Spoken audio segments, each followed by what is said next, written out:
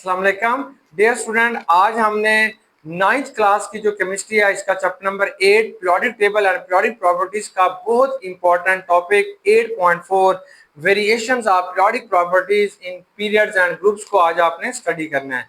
सबसे पहले बात आती है व्हाट आर पीरियोडिक प्रॉपर्टीज। तो आप कहते हैं those properties which are repeated in a specific manner is known as a periodic properties. देखो बेटा, ये हमारे पास ना पीरियोडिक टेबल होता है। तो पीरियोडिक प्रॉपर्टीज आपको बताती है कि किस एटम का साइज सबसे बड़ा होगा और किस एटम का साइज क्या होगा, सबसे छोटा होगा। तो that is known as a periodic properties. हमारा जो पहला टॉपिक है that is called atomic radius. Atomic radius क्या होता है?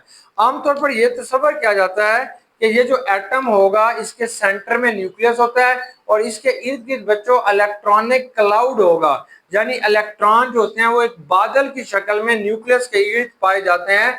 तो अब इस न्यूक्लियस से लेके यहाँ तक का जो फासला होगा आखिरी शेल तक का, आखिरी बादल के किनारे तक का, इलेक्ट्रॉनिक क्लाउड तक का, that is called atomic radius. अब हम बात करते हैं व्हाट इज इलेक्ट्रॉन क्लाउड।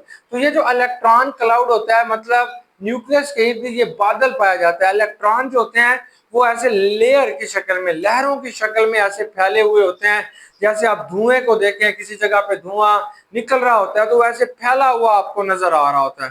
तो इस चीज को आप कहते हैं क्लाउड सा बना होता है। अब धुएं की एक खास बाउंड्री, मतलब यहाँ तक धुआं है यहाँ तक नहीं है, बताना थोड़ा मुश्किल हो जाता है। तो electron cloud of an atom has no definite limit. जो भी इलेक्ट्रॉन क्लाउड होगा इसकी बेटा कोई भी डेफिनेट लिमिट है नहीं है कि मतलब यहाँ तक है यहाँ तक है, क्लाउड आप नहीं बता सकते। इसलिए size of an atom can not be defined exactly. किसी भी एटम का जो साइज है वो आप सही तरीके से मेजर ही नहीं कर सकते, क्योंकि क्लाउड जो होता है वो उसका स्पेसिफिक जहाँ पे वो खत्म हो रहा है वो जगह ही नहीं है। तो इसलिए बेटा ये पॉसिबल नहीं है किसी अकेले एटम का, आइसोलेटेड एटम का एटॉमिक रेडियस सही सही मेजर कर लेना, ये पॉसिबल है नहीं है, क्योंकि उसके इर्द गिर्द इलेक्ट्रॉन एक क्लाउड की शक्ल में बिखरा हुआ है। लेकिन ये कब पॉसिबल होगा? It is possible to measure the radius of an atom. ये किसी भी एटम का रेडियस आप उस वक्त मेजर कर सकते हैं when it is bounded to an identical atom.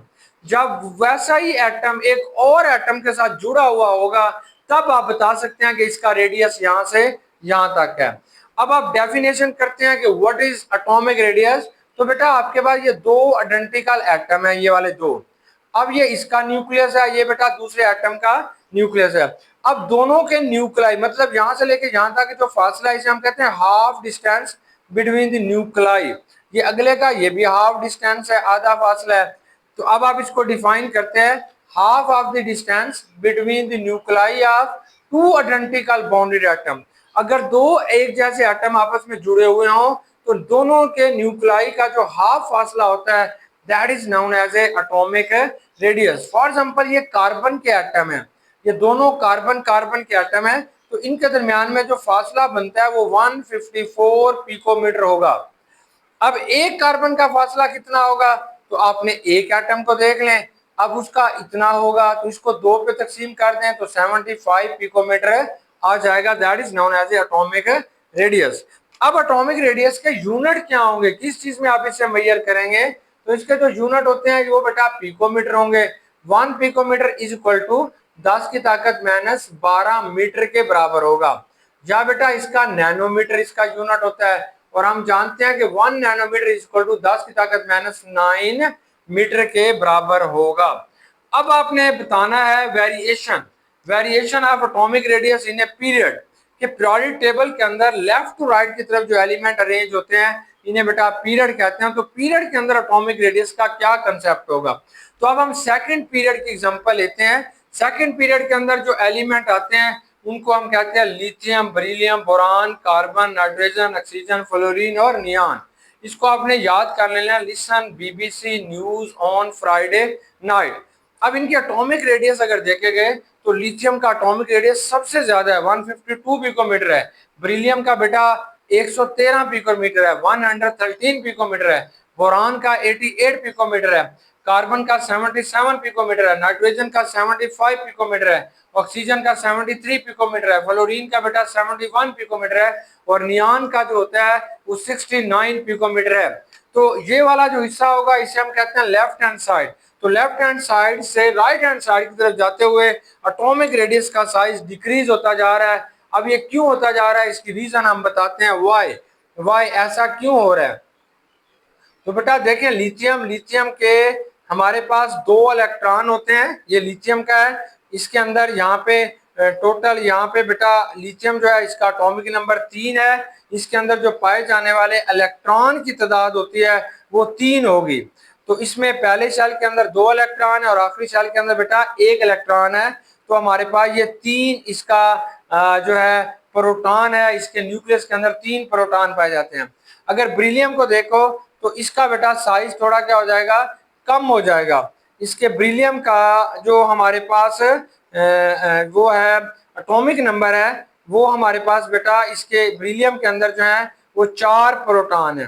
पहले शेल में 2 होंगे और दूसरे में भी बेटा दो इलेक्ट्रॉन पाए जाएंगे। टोटल इसके अंदर जो प्रोटॉन की तादाद है बेरिलियम के अंदर, वो बेटा हमारे पास इसका जो एटॉमिक नंबर होगा वो 4 होता है। और इस तरीके से जो बेरिलियम है इसके अंदर 4 ही इलेक्ट्रॉन है और 4 ही बेटा प्रोटॉन है। इसके पहले शेल में 2 इलेक्ट्रॉन होंगे और आखिरी शेल में 2 इलेक्ट्रॉन होंगे, लेकिन इसके न्यूक्लियस के अंदर 4 प्रोटॉन होंगे और प्रोटॉन के ऊपर बेटा पॉजिटिव चार्ज होता है, पॉजिटिव चार्ज। ऐसे बोरान के बेटा यहाँ पे 5 होंगे और ये पॉजिटिव चार्ज है। फिर ये कार्बन जो होता है इसका 6 है, ये है। फिर ये ऑक्सीजन है, फिर बेटा ये फ्लोरीन है, फिर ये नियान है।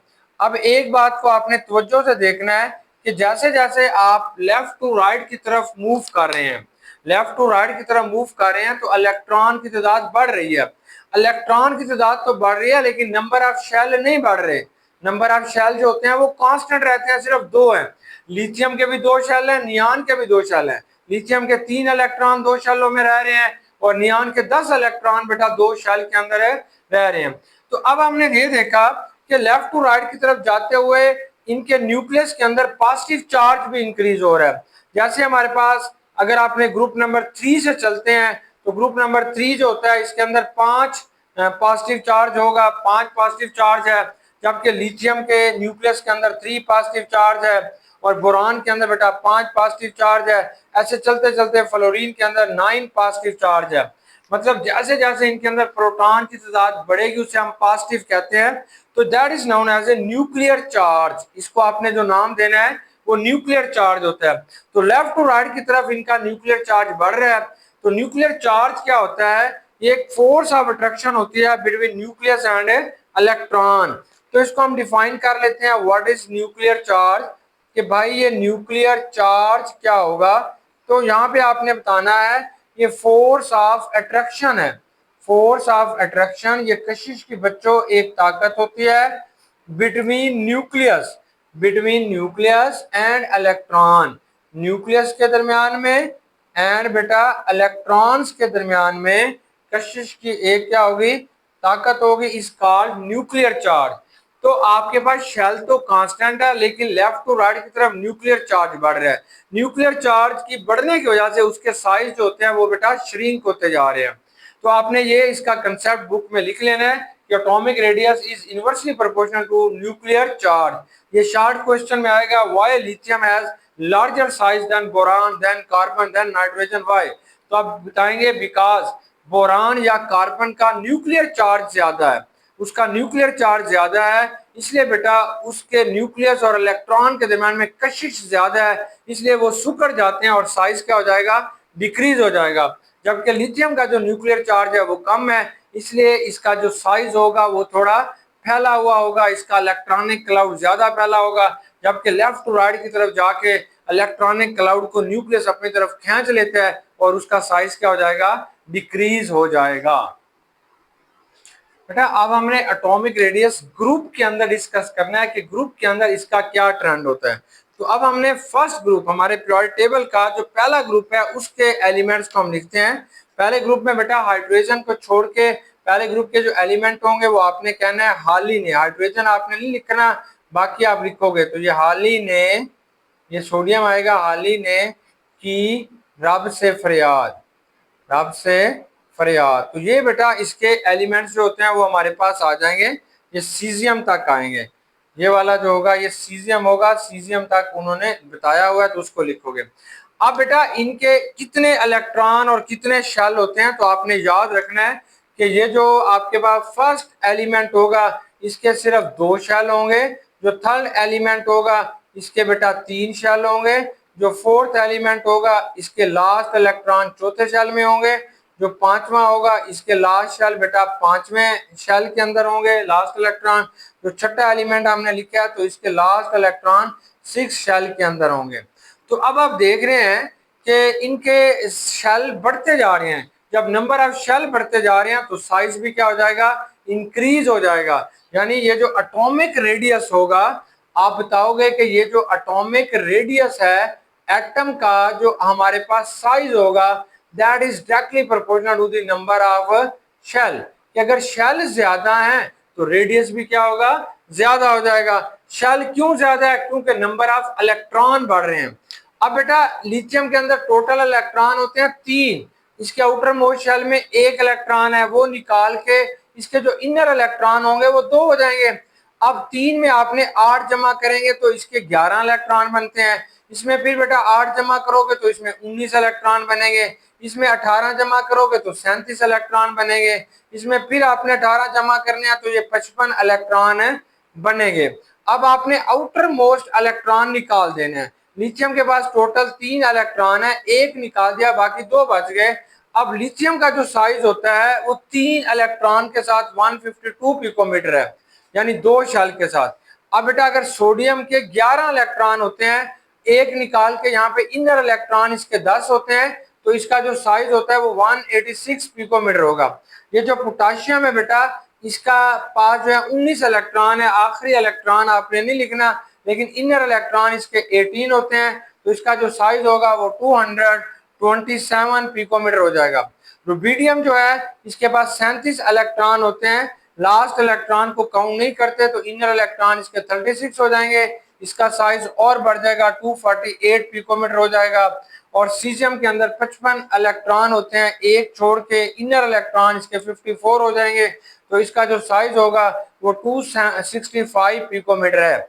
अब आप ये देख रहे हैं कि ये जो साइज है ये आपके पास टॉप से बॉटम की तरफ इंक्रीज होता जा रहा है, टॉप से बॉटम की तरफ ये साइज क्या होता जा रहा है बेटा, बढ़ता जा रहा है। अब क्वेश्चन आता है कि ये साइज क्यों बढ़ता जा रहा है, तो आप कहते हैं भाई इसलिए बढ़ रहा है क्योंकि नंबर ऑफ इलेक्ट्रॉन बढ़ रहे हैं।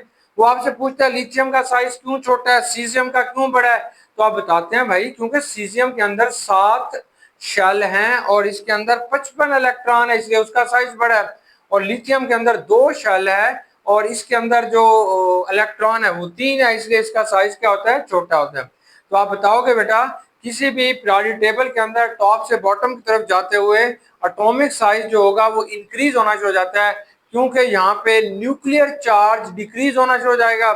अब यहाँ पे बेटा आपके पास क्या होगा, न्यूक्लियर चार्ज डिक्रीज होना शुरू हो जाएगा और शील्डिंग इफेक्ट हमारे पास क्या होना शुरू हो जाता है, इंक्रीज होना शुरू हो जाता है। Due to this reason its size can be increases from top to bottom, top से बॉटम की तरफ जाते हुए इसका जो साइज होता है वो इंक्रीज हो जाता है। तो उम्मीद है बेटा कि आज का लेक्चर आपको समझ आ गया होगा। बेस्ट विश है, गुड लक, अल्लाह हाफिज।